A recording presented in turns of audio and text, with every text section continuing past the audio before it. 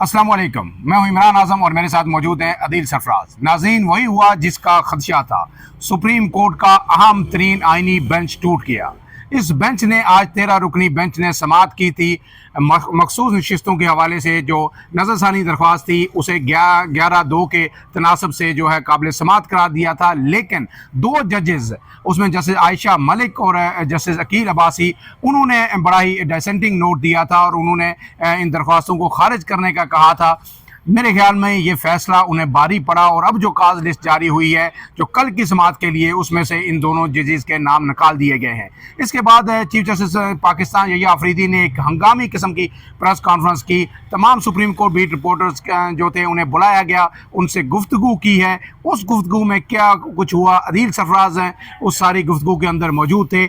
इनसे पूछते हैं, अदील सरफराज साहब, क्या हुआ, चीफ जस्टिस ने क्या कहा, क्या इस मुद्दे पे कोई बात हुई, और ये बताइए कि ये हुआ कैसे, फौरी तौर पर जजेस को निकाल दिया गया या वो खुद इससे अलग हो गए? देखिए सर, इसमें एक टेक्निकल चीज़ है, वो ये है कि ये रिव्यूज़ फाइल हुए थे 12 जुलाई के फैसले के खिलाफ इलेक्शन कमीशन, नून लीग, पीपल्स पार्टी की जानिब से। और इन रिव्यूज़ के ऊपर आज जब समाअत हुई मुख्तसर सी, उसके बाद आइनी बेंच के सरबराह ने एक मुख्तसर ऑर्डर, जो को ऑर्डर ऑफ द डे होता है, वो डिक्टेट करवाना शुरू किया। तो उन्होंने नोटिस करने का कह दिया, जो कि अमूमन होता है फ्री कैन की को।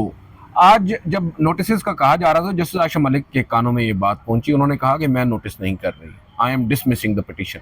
और उसके ऊपर फिर अकील अब्बासी साहब भी उनसे आ मिले। ये वो लम्हा था जब हमारे जहन में एक बात आई कि अगर इन दो जजेस साहिबान ने आज ही इन पिटीशंस को डिसमिस कर दिया है तो क्या अब आइंदा इस बेंच का ये हिस्सा होंगे? क्योंकि जो फैसला आएगा हतमी तौर पर 11 जजेस दीगर मानदा करेंगे, उस फैसले में इन दो जजेस साहिबान की भी राय शामिल तो होगी, लेकिन अब इस समाअत में ये शायद ना बैठें, क्योंकि ये अपनी राय तो आज ही दे चुके हैं, फैसला आज ही सुना चुके हैं। इसमें एक और राय ये भी है कि भाई फैसला इन दो जजेस साहिबान का नहीं है, फैसला तो अक्सरियत का होता है। इन्होंने इख्तिलाफ ज़रूर किया है, मगर बेंच में ये बैठेंगे, ये भी मुमकिन है कि कल को उनके दलाइल इतने कन्विंसिंग हो कि ये जजेस साहिबान भी रिव्यू एक्सेप्ट करने पर मजबूर हो जाएं, कहें कि नहीं, उनका केस तो बड़ा मजबूत है, भले ही अपना ही फैसला वापस लेना पड़े। लेकिन कई दफ़ा हुआ है, काजी फैसल साहब का रेफरेंस, बहुत से हमारे सामने केसेस हैं जिसमें रिव्यूज़ एक्सेप्ट हुए। तो यहाँ पर आकर अब अचानक काज लिस्ट तब्दील होने की खबर आती है। काज लिस्ट में जस्टिस अकील अब्बासी और जस्टिस आयशा मलिक का नाम गायब होता है। तो यहाँ पर अब सवाल ये उठता है कि क्या उन दो जजेस साहिबान को एतमाद में लेकर उनका नाम नहीं डाला गया, या फिर ये वही किस्सा हुआ है जो आपको याद होगा आम इंतखाबात के केस में भी हुआ था, या काजी फैसल साहब के रेफरेंस में भी हुआ था, जिन जजेस साहिबान ने डिसमिस की थी रिव्यू में, उनको नहीं बिठाया गया था, बाद में बिठाना पड़ गया था। तो हमें ये अब एक खदशा है, अब इस इबहाम को दूर करेंगी जस्टिस आयशा मलिक, जस्टिस अकील अब्बासी, जिन्होंने आज इख्तिलाफ किया है उस अक्सरियती फैसले से अपना नोट में। उस नोट के अंदर वो वाजे करेंगी कि आया पहले नोट अभी आना बाकी है, आज की समाअत का अगर जारी होती है, हुक्मनामा अगर जारी होता है, जारी साथ नोट्स भी आने चाहिए।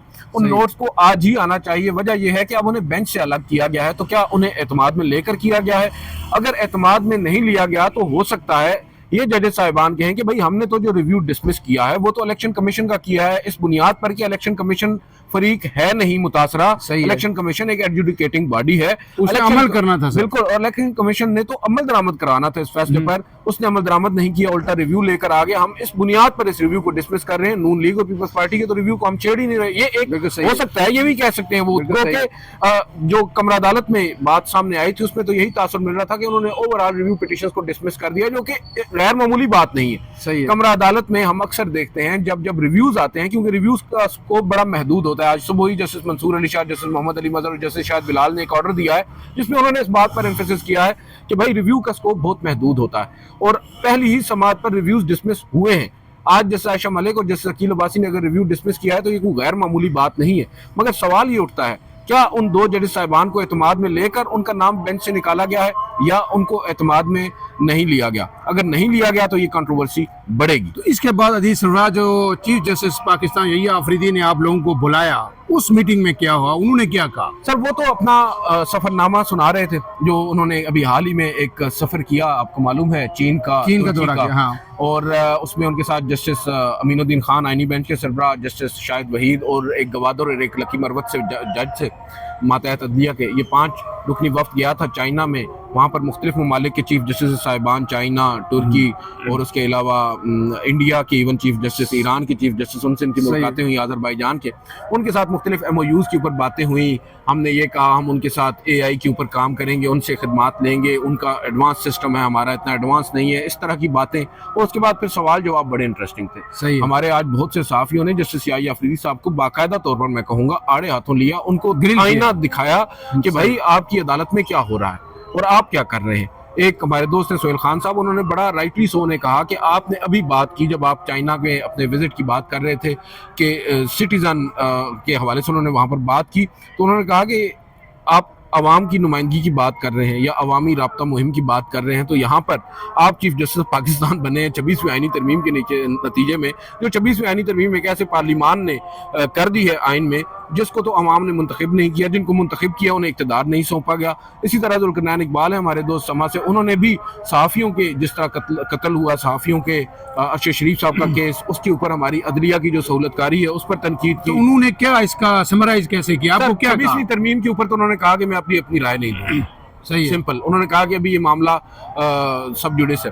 جہاں تک تعلق ہے اسلام آباد ہائی کورٹ میں ججز کی تقرری کا یا تبادلے کا، اس کے اوپر آج برملا طور پر انہوں نے اپنی رائے کھل کر دی ہے. پہلے انہوں نے ذرائع سے ہم نے یہ بتایا تھا کہ جوڈیشل کمیشن میں یہ رائے دی تھی، آج انہوں نے آن کیمرہ مراد میڈیا کے کو آن دا ریکارڈ یہ بتا دیا ہے کہ بھائی میری رائے یہ ہے کہ جو ٹرانسفر ہو کر آنے والے ججز صاحبان ہیں سینیورٹی میں ان کو سب سے نیچے ہونا چاہیے، جبکہ یہاں پر اس کے برعکس ان کو سب سے اوپر لا کر بٹھا کر ایون چیف جسٹس بنا دیا ہے. تو اس طرح کی باتیں اوورآل ہم نے یہی دیکھا ہے کہ چیف جسٹس آف پاکستان آج بے بسی کی ایک تصویر ہے.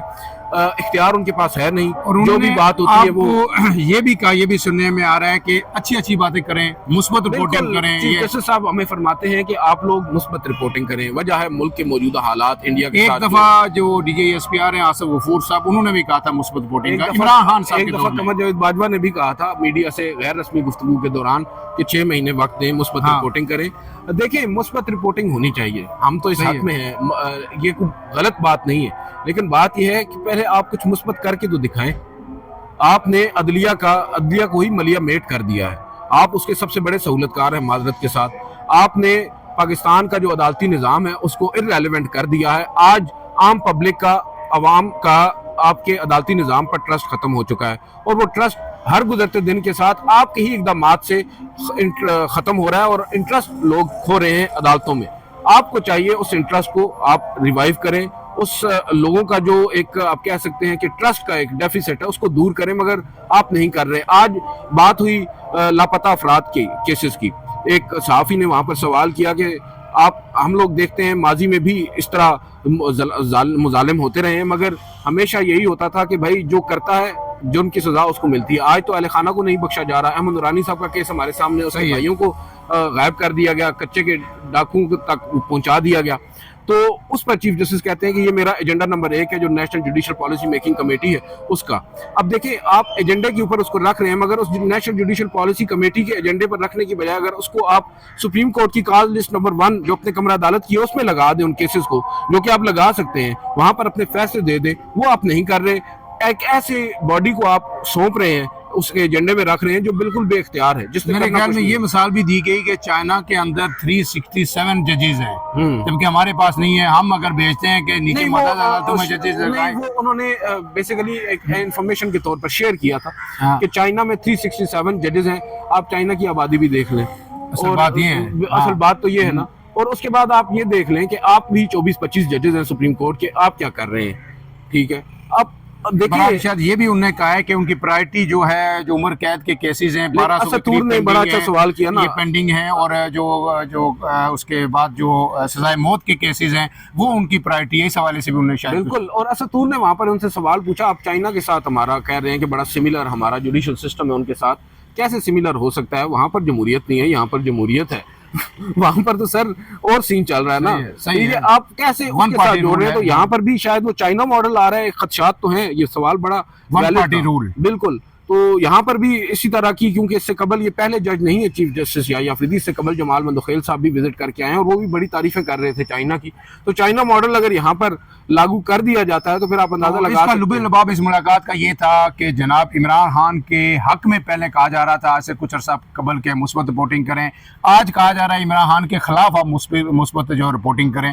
تو عدیل سرفراز صاحب، کل کا جو دن ہے کیا وہ ہنگامہ خیز ہوگا سپریم کورٹ کے اندر، یا رات ہی چیزیں سیٹل ہو جائیں گی جب نوٹس وغیرہ آئیں گے؟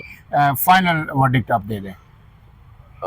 سوری پھر ایک دو. میں کہہ رہا ہوں کہ کل کا دن ہنگامہ خیز ہوگا جب یہ سماعت دوبارہ ہوگی، یا رات ہی چیزیں سیٹل ہو جائیں گی کہ 11 نوٹ آ جائیں گے، آرڈر آ جائے گا، اس میں چیزیں کلیئر ہو جائیں گی؟ میرا خیال ہے کہ ابھی چیزیں سیٹل نہیں ہوں گی. نوٹ آنے سے ابہام بڑھیں گے اور یہ ابہام کل ہو سکتا ہے آپ کو دوبارہ ایک کاز لسٹ بھی جاری کرنا پڑ جائے، مقدمے کی جو سماعت ہے وہ تاخیر کا شکار بھی ہو جائے، کیونکہ یہ اتنا سادہ نہیں ہے جتنا اس کو بنا کر پیش کیا جا رہا ہے. آپ نے 2 ججز صاحبان، ان پرٹیکولر وہ ججز صاحبان جنہوں نے آج الیکشن کمیشن نون لیگ کو ٹف ٹائم دیا، انہیں ہی بینچ سے نکال باہر کیا. میں اگین یہ کہوں گا کہ ابھی تک تاثر یہی ہے کہ نکال باہر کیا، کیونکہ ابھی تک یہ سامنے نہیں واضح ہوا کہ آپ نے انہیں اعتماد میں لیا ہے یا نہیں لیا. کیونکہ ایک اور انٹرسٹنگ پہلو یہ بھی ہے کہ صرف معاملہ ریویو کا نہیں تھا، کنٹیمپٹ کا بھی تھا، اس پر بھی نوٹس ہوا ہے. تو اس سے تو انہوں نے ڈسمس نہیں کیا، اس کو تو انہوں نے سننا تھا. تو دیکھیں کیا ہوتا ہے. فی الحال کے لیے اتنا ہی. ناظرین اجازت دیجیے، اللہ حافظ.